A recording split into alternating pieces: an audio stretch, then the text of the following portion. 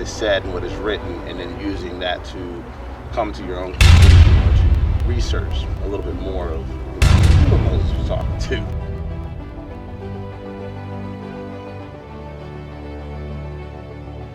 In those rooms that can break it down real slow for some of these folks, and they finally go, they have that moment of aha, I get it. I'm sorry I didn't see this. I didn't know what I was doing. I thought I was helping.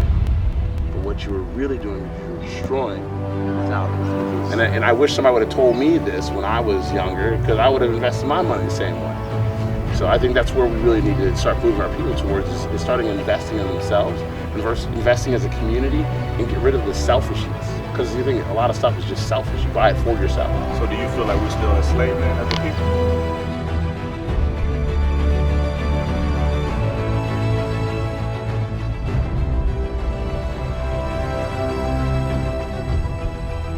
All right, Shalom. I'm here with Akil, Paterson. After seeing that trailer from the movie, how do you feel? First 8 minutes of it. I think just more thought-provoking.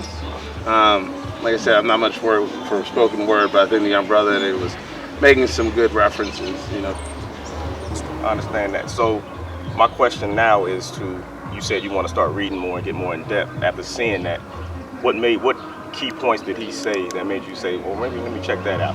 Well, I think it was specifically when Moses was speaking to his people. Mm-hmm. It kind of like, who was he talking to? This notion that, Moses was walking through a desert for 40 years and everyone was white. I don't believe it. It can't be possible. It just physically wouldn't be possible. I mean, knowing that the Hebrews had been slaves for so long, they were in Egypt. They were slaves. They were working to build pyramids. They were working for the Pharaoh. The Pharaoh was not white. And even if the one Pharaoh guard had sex with a woman out of wedlock, you would know the child would not be born of white Caucasian descent. So therefore, my question is who was he really speaking to? What made him want to move the Hebrews out of the Pharaoh's kingdom? Seeing all the curses that goes on in Baltimore City, I know you do a lot of work. Can you speak on that a little bit, about the work that you do there? Well, the work that I do here is it's not easy by any means. I mean, I work with LGBT rights, I work with homeless youth, I work with HIV victims, I work with just youth trying to just get out of oppression. I work with community members all across the city to really engage and help them form some real strategic plans, some real programmatic work. I mean, because I think more importantly is that not a lot of people have a good sense of how to go from an idea to action. Because what ends up happening is that people get deterred in cities like this when there's so much urban blight. And we happen to be in a nice park right now, but you go 2 blocks up that way, it's called the Meat Rack, and it's where prostitution happens. You go 3 blocks that way, it's McClellan Homes, and we're talking about low socioeconomic housing, in which half of it could be boarded up. I mean, how do you have public housing that's boarded up?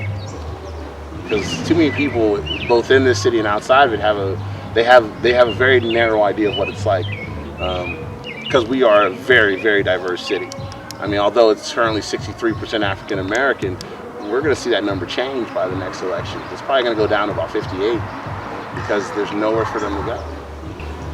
Well, you just say that you feel like it's sort of the African Americans are sort of depopulated here in Baltimore, which was one of the major cities that had so-called African Americans. Mm-hmm. What we're trying to do with this movie, like you said, you might see us out on the street teaching, and some yell and argue and be combative. It's different avenues or different ways to do things. Yeah, right? yeah.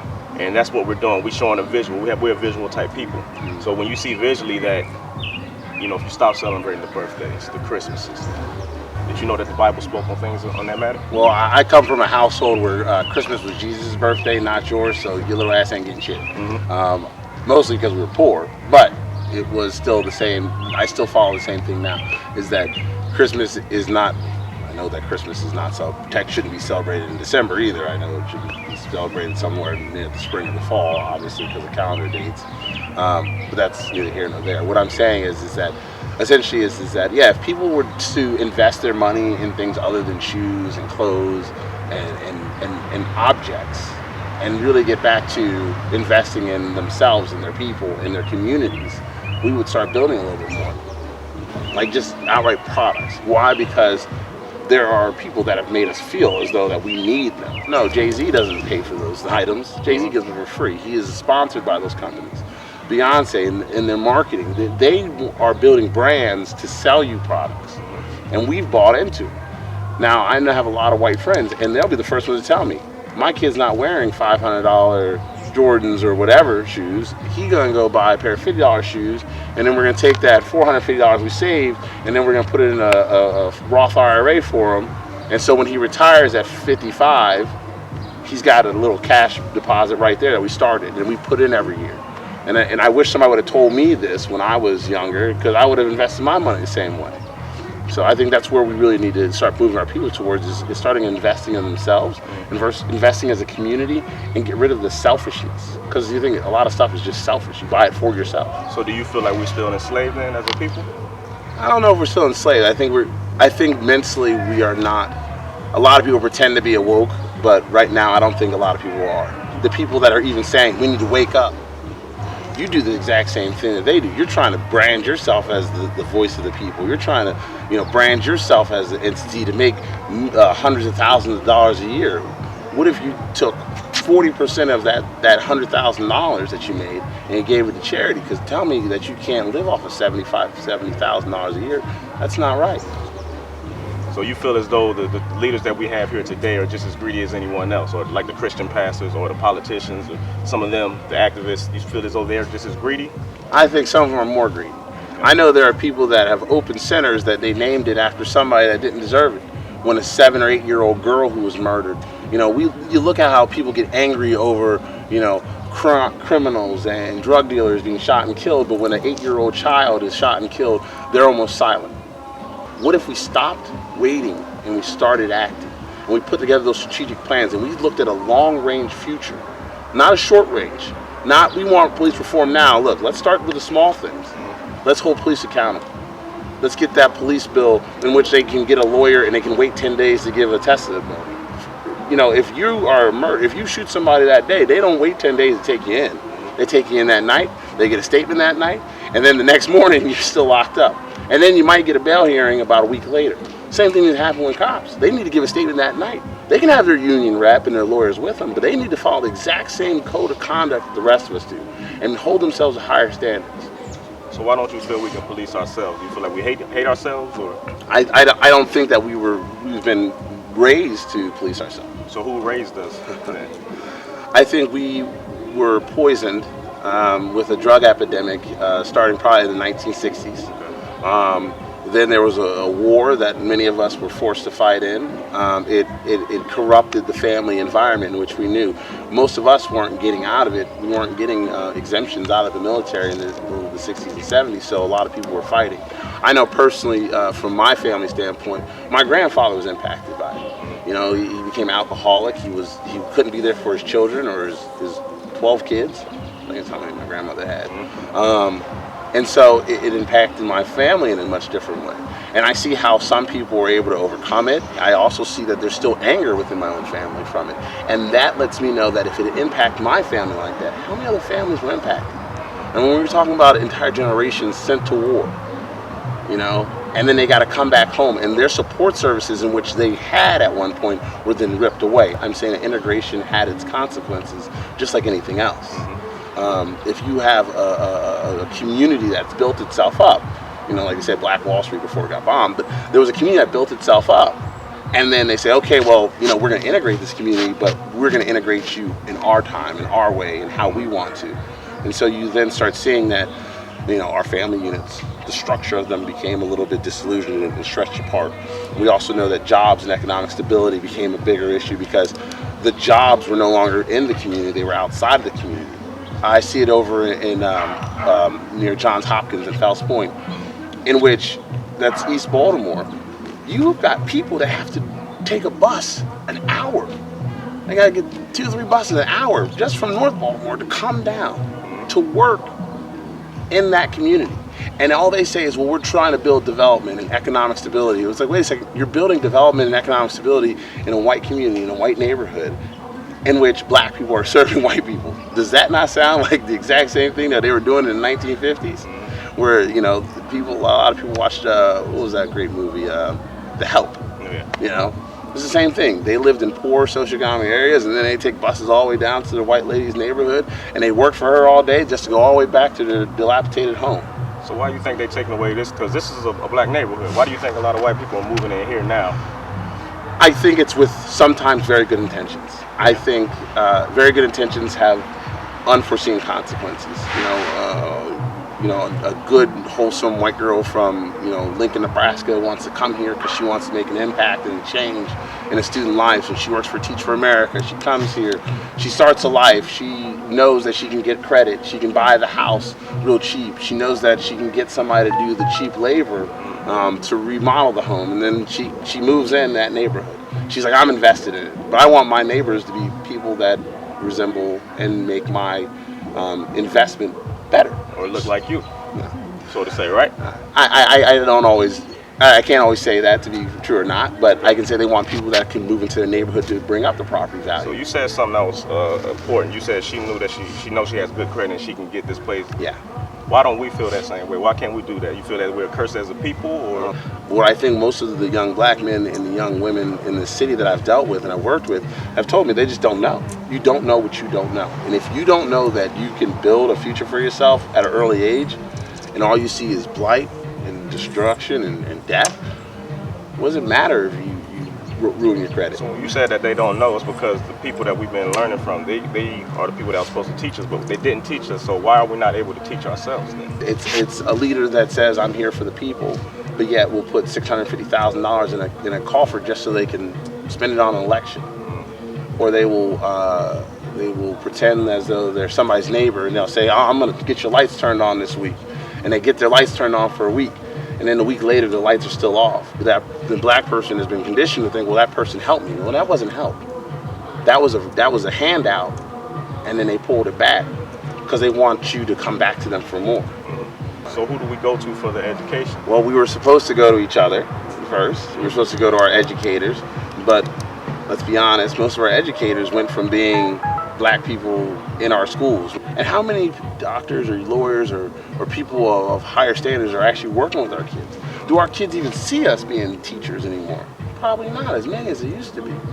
And also when our communities are so, again, full of urban blight, like you can't get certain people to work in certain communities. They want out. We want out just like everybody else wants out. I want out the hood, I had my car broken into, because I used to live right down the street from McClellan Homes here in the 11th district of Baltimore. My car got broken into maybe 5-6 times. My house got broken into 3-4. And people were like, why don't you move? And I said, well, if I move, then I'm not in the community trying to build, I'm just running away. And now I do want a sense of security when I come home at night because I work hard. But at the same time, I know that there has to be something more to than just taking. It has to be about giving back to your community and about working to build them up. And I don't have all the answers. Nobody ever will, but I think as we work together to build something here in this great city of Baltimore, I think it can happen. But it starts with us sitting down with each other. One of my good brothers, Aaron Maven, Penn State, NFL, first round draft pick, he and I get together on Sunday nights and we hash things out sometimes, but we enlighten one another at the same time. Imagine if we could do that across this city. If we could enlighten one another and just hash things out, give a different perspective. Tell the young rich man who says, I'm an activist, and you look at him and say, what do you know about living in this kid's situation? You try and speak for him. You can't speak for somebody. You can only hope to elevate their voice so they can speak for themselves. But instead, they become that capitalist. Well, I'm a social entrepreneur. I need to make a living. Wait a second. Now you're taking someone else's story and you're getting paid to tell it. So let me ask you this. You have people like Marcus Garvey that brought the people together and did some of the things that you're speaking of. Malcolm X did the same thing. Martin Luther King did the same thing. Matter of fact, before Martin Luther King died, he said that I feel like I've led my people into a burning house by us all integrating because we had our own. And what we did is say, I'm not going to go to your store anymore. I want to go to his store, the white man's store. Yeah. So a lot of that stuff you're talking about, you said that's what we need to do. Why do you think they failed? I don't know if they necessarily failed. I think they just, again, it was about right here, right now, in the moment. Some of us have a hard time. Again, if you're hungry, you're only worried about eating. You ain't worried about how you gonna get that food tomorrow. You're how am I gonna eat today? Yeah. And so I think that's kind of where some people were at in terms of planning. But now I think that there are people that are in such good position now in their lives and their career that they should start planning. They should also step back and step aside. You know, there are some people that they want to keep being in front of the camera, but everybody knows you ain't saying nothing that you weren't saying 30 years ago. So I think that's where we say, hey, look, you need to step back. You need to start mentoring other people. You need to start disseminating our wealth. Like I'm not even saying let's leave the corporations alone. Let's stay out of the white man's pocket in so many words, and let's start disseminating our wealth a little bit. Let's start giving back to our community. And when I say give back to the community, I'm not saying give the community. I'm saying give back. Like you show up for an event and everyone's talking about, well, we want jobs and we want schools and we want a lot of things, you know, but what do you need? You know, what is that you truly need right now? Because wants are different than needs. And if you need something, I'll help you get it. If you truly need it. But if you just want something, I want a job. Well, how can I send you to work if you don't know how to work? Okay. So let's I want to ask this last question to you. We know that Christmas, Thanksgiving, those type of holidays, the retail industry makes 80% of their money. So let's say a couple $1 billion. If we stop celebrating those things and say, you know what, for those 2 holidays, I'm putting my money back into my community, would you believe that that's in the Bible first, 1, and 2, do you believe that will help the people? At some point, we've got to step back and say, you know what, that's not what I need right now. I don't need 12 down comforters for 1 bed. You know, maybe 2, because you got to put 1 in the dryer. But you don't need 12. You don't need a big house if it's only you. You know, you don't need those things. So we need to scale back and start investing in ourselves and our people. So we know that those specific 2 holidays, though, that's where we spend majority of our money. I say we us blacks and Hispanics, right? So if we scale back on that or stop doing that, because we know that's man-made. You even agreed yourself that you know Christmas, excuse me, not Christmas. You know when Christ was born was not in the winter. Yeah. I mean, the Bible speaks about that, but that's another that's another right? subject, but yeah. So who came up with this Christmas thing? We know that came from man, right? Coca-Cola. Coca-Cola came up with it? I think if you look back at how Coca-Cola marketed and branded Christmas as the Saint Nick, to Saint, you know, this guy Jolly, and these you know, they used the I can't think of the artist's name right now, but he made all these renditions of beautiful Christmas and Thanksgiving dinners and Santa Claus, and everybody's like, yeah, that's what we got to have, and you know, go buy this and go buy that, and next thing I know, everybody started going like, yeah, this is what we need to get. And then we turned it into kind of like this capitalistic holiday. Instead of being a holiday of spirituality to reflect and thank God for the birth and life of Christ, we turned it into thank God for brand new DVD players, brand new shoes, and a Segway or whatever. So who benefits from all that Christmas stuff? Corporations. And who runs the corporations? Corporations are, well, I wish I could tell you who runs corporations, because sadly most people don't know. I couldn't tell you who runs most corporations. I mean, I can say it's a board of directors somewhere that I've never met. You know, they might have a CEO that may not look like you or I. And that's my point, because I want to get to, you know, we don't run the corporation. So initially, not all this goes back there's to a form. American Express is run by a black man. Okay, we say American Express, right? It's run by a black man, but he does not own it. We agree with that. We understand that. So initially, it's a form of enslavement once again. Well, we got to go to these other corporations or go to these other stores, and we're spending our money with them, and they taking their money because that's how they was taught and that's how they raised, and they invest back into their own company, invest back into their own people.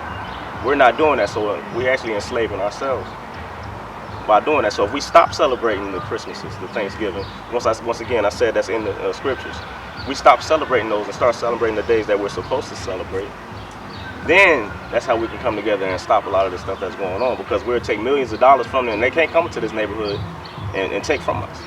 There you have it. Then a lot of Israelites. Boom!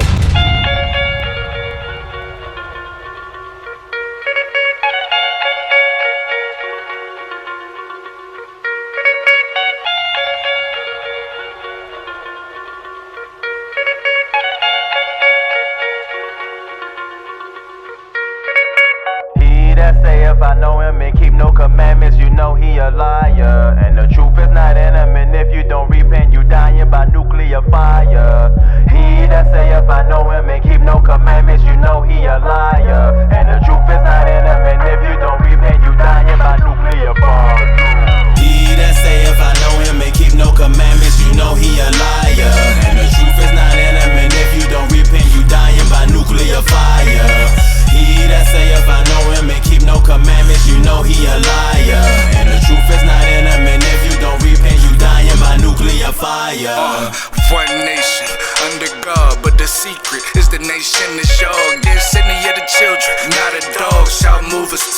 I say if 58 lose along. 50 men can't, but we move as one. In the faith of his only son. Commandments, keeping them one by one. You claim that you know him, you lying. I'm from the tribe of the lions. I'm tired of my people crying. My spirit bear witness to curses, we dying. He put his face against the people of Zion. Jake just wanna lock and load, pop a hole, cop control, brag and boast. Zombies coast to coast, nose grow like Pinocchio. Don't know that you're worth way more than gold. Whoa. He that say if I know him and keep no commandments, you know he a liar. And the truth is not in him, and if you don't repent, you dying by nuclear fire. He that say if I know him and keep no commandments, you know he a liar. And the truth is not in him, and if you don't repent, you dying by nuclear fire. He that say if I know him and keep no commandments, you know he a liar. And the truth is not in him, and if you don't repent, you dying by nuclear fire.